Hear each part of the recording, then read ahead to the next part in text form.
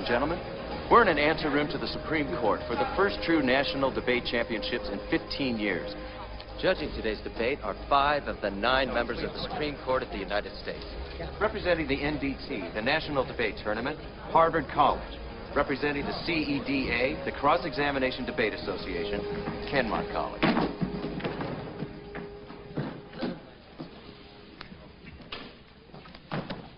Call it, Kenmont? Heads. Tails. Harvard, do you wish to debate the affirmative or the negative? Harvard will debate the negative. You're flying low, Muldooney. Oh, geez, I went on television like that. All rise.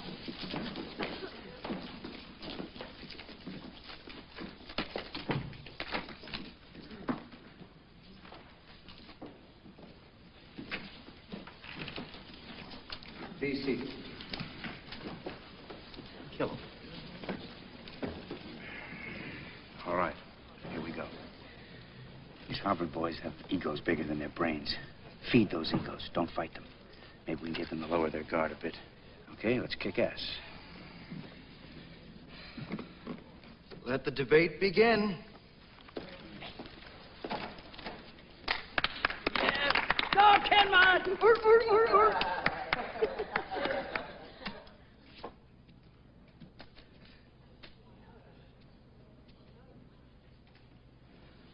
The affirmative will prove that abortion is neither legally nor philosophically justified. Legally, we will argue that the Supreme Court's proper role is to uphold and interpret the Constitution, not arrogantly legislate their private moral views into law as they did in Roe v. Wade. Besides condemning judicial activism, we will also argue that this decision has promoted sexually irresponsible behavior by making abortion so accessible and morally sanctioned that it has become our nation's main form of birth control. Philosophically, we will suggest that abortion is a cancer, eating away the moral fabric of this society, and that it places unfair responsibilities on women. But before I continue, I'd just like to say on behalf of my partner and myself that this is the greatest honor of our lives. To be standing before you esteemed ladies and gentlemen of the highest court in this land, and to be debating the renowned Harvard team of Lloyd and Shields. We expect to learn a great deal from you today, gentlemen.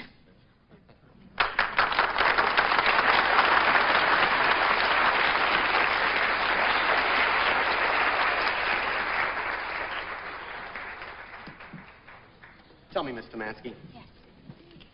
Would you deny an abortion to the victim of incest or rape, to a woman whose life or health were in danger? Absolutely not. We are simply saying that Roe versus Wade is unjustified because it is improper for the Supreme Court to create laws. That's why we have legislatures. Have you offered these judges any evidence that all 50 states would grant women their right to abortion? How could I? There's no way of knowing for sure what each state would do. The Washington Post has stated that returning the regulation of abortion back to the state would result in bitterness and divisiveness, legislative struggle, litigation, women forced to travel long distances for legal abortion, and poor people forced into having dangerous back alley abortions. Do you have the counter evidence to these conclusions? I have one last question, Mr. Mansky. You claim that you support a woman's right to abortion, but that it should be voted on by the state, right? Right. If you're so willing to let a male-dominated state legislature vote on whether or not you have the right to abortion, will you let them vote next year on whether or not you have the right to free speech? No more questions.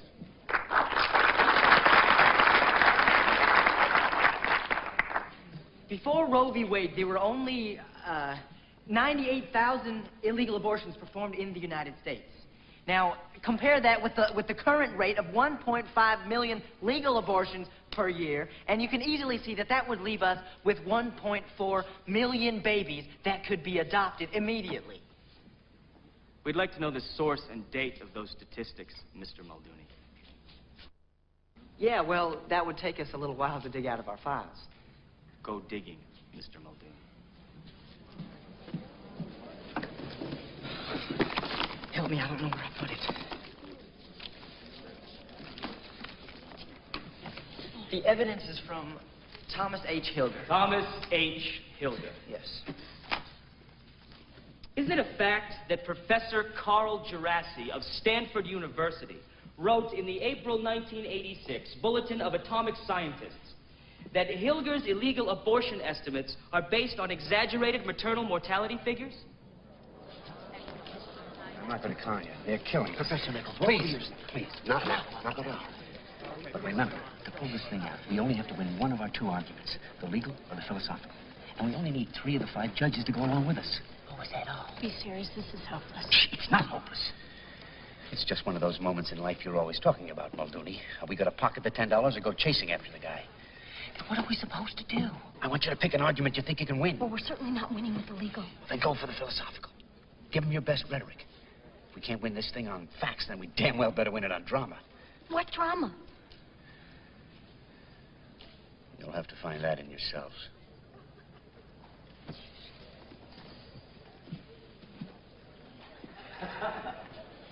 This is ridiculous.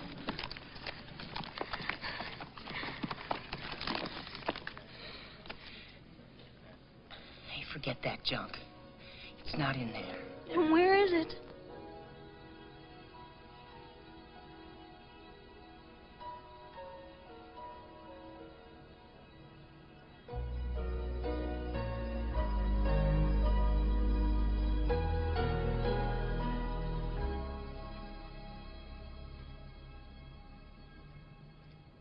What I'm about to tell you is something I haven't told anyone in 4 very long years. Not my parents, not a single friend, no one. The reason I'm telling you this today is because I've realized very recently that life may not be the long ride we think it'll be, and because there's obviously no other way to cut through these cold statistics and rational opinions and give you, men in particular, a true look into the hearts of women.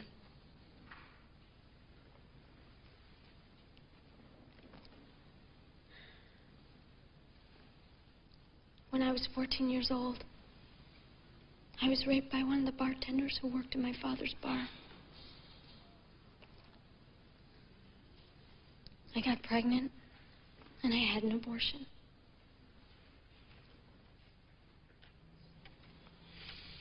Afterwards, I couldn't trust men at all. I couldn't relax or feel anything. And I carried around with me this deep depression about life. And I blamed it with all the rest on the rape.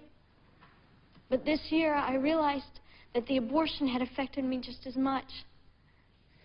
You see, abortion is a deceptive issue. When it's happening all loaded up on Demerol, it doesn't seem like such a big deal.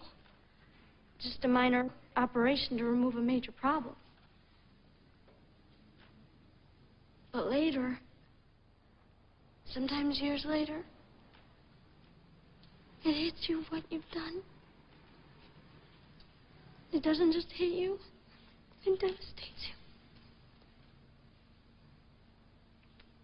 For some women, this awareness comes when they watch a movie or they see kids playing in the park. For me, it came when I saw a close friend of mine die. Yes, I had an abortion. And I'd do it again if I was raped. But what I realized the night that my friend died was that life, born and unborn, is precious. And to waste even one life, even the life that I wasted, is so very sad.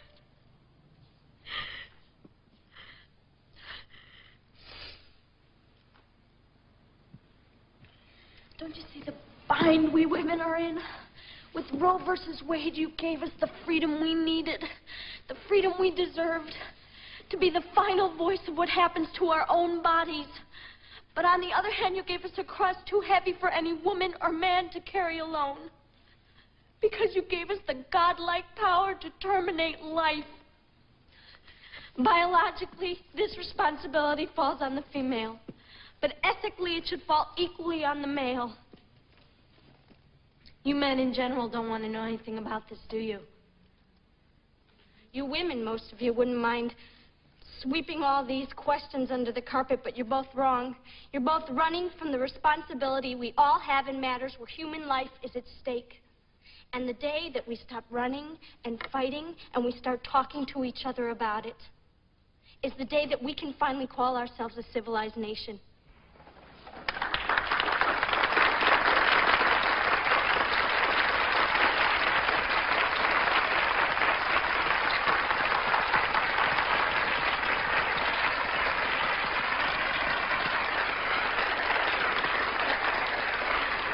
Oh, it's brilliant. You were fantastic. If you believe that one, I've got one hell of a bridge to show you that just happens to be for sale. I quote, "If you're losing a debate, be prepared to say anything to turn it around." End quote. We've all read your brilliant textbook, Coach Nichols, so let's nudge this debate back onto a more factual foundation. Shall we? Harvard has dismantled the affirmative position on every key issue. We have defended freedom of choice for women and stressed the right of individuals not to be coerced by government on sensitive personal issues like abortion.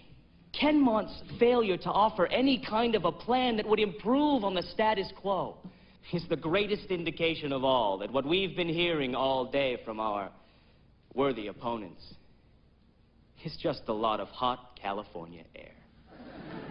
We are very confident that you will vote negative.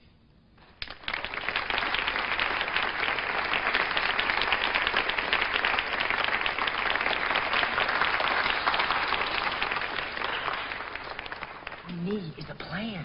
Then give him one. I don't have one. Of course you do. You're the wrap-up specialist, aren't you? So go wrap it up, Muldooney.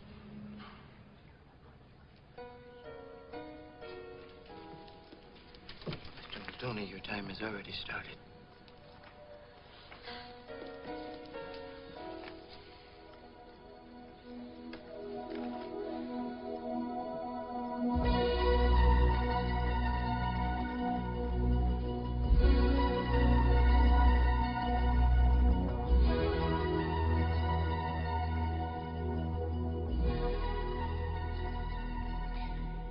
At the start of the season, Coach said that we would have to learn to see and feel the other side as if it were our own.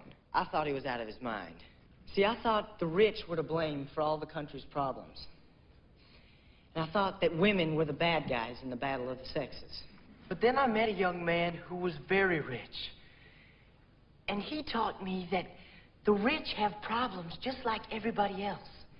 And that being poor is no excuse for anything.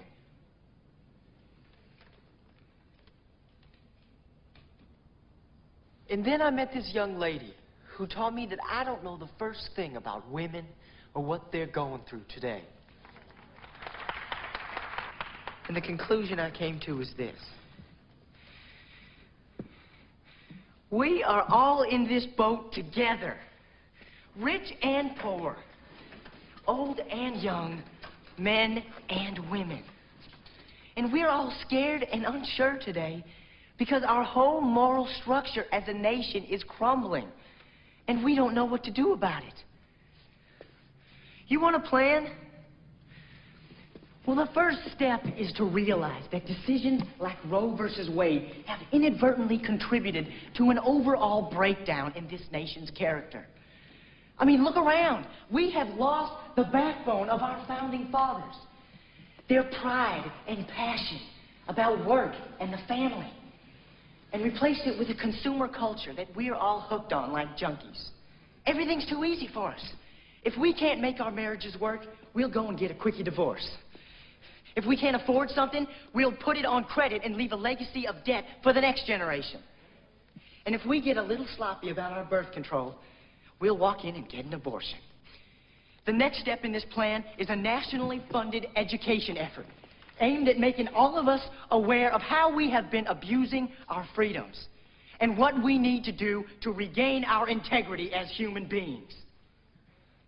You see, I'm not saying that abortion is wrong, but not training the young to approach sex and contraception as everybody's sacred responsibility is wrong. Making one gender pay the price for our sins is wrong. Not valuing human life, born and unborn, is wrong.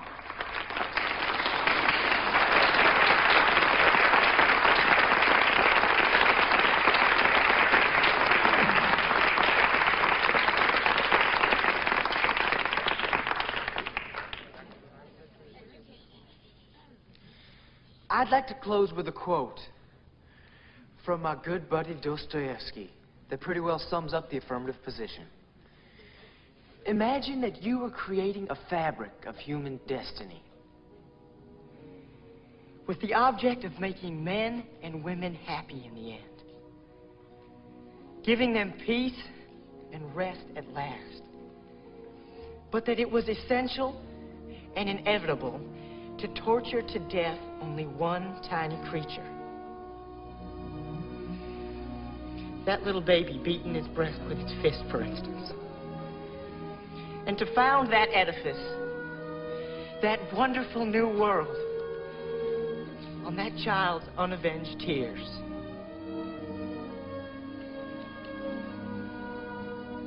Would you consent to being the architect on those conditions? Tell me, and tell the truth.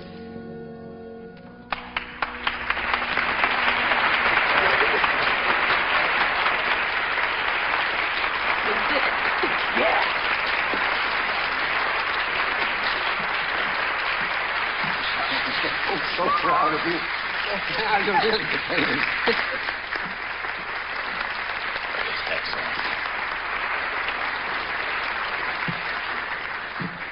The judges will give their decisions based on their seniority.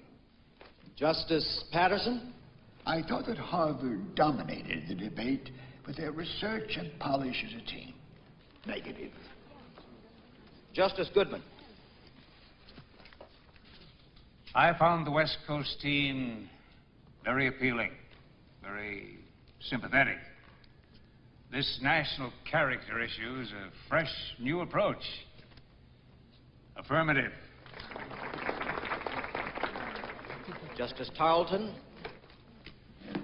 Well, I thought both teams did a very nice job with the women's right issue. But it seemed to me that Harvard was the more persuasive. Negative. Justice Bruderworth? Don't read more into this, boys, than it's worth.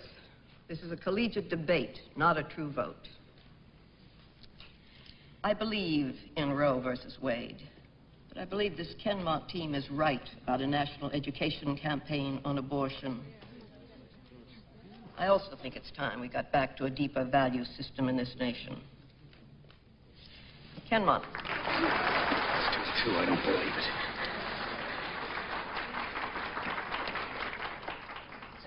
it. Justice Blyleven?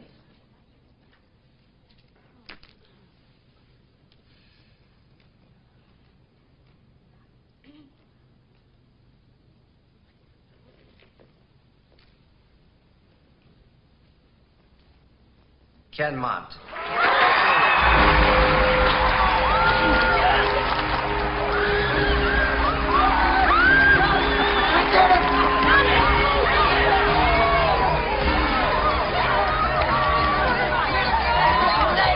You better get out of here before the press gets you. The press? Come on, Muldooney, let's get out of here. Unbelievable. Tucker, do you realize what just happened? We just beat the best collegiate debate team in history. I know. I wish you could have seen it. Oh, he would have been so proud. I just got one question to I ask feel you. so free. I never thought people could feel this free. You didn't make that up, did you? No wonder you never trusted me. I trust you now.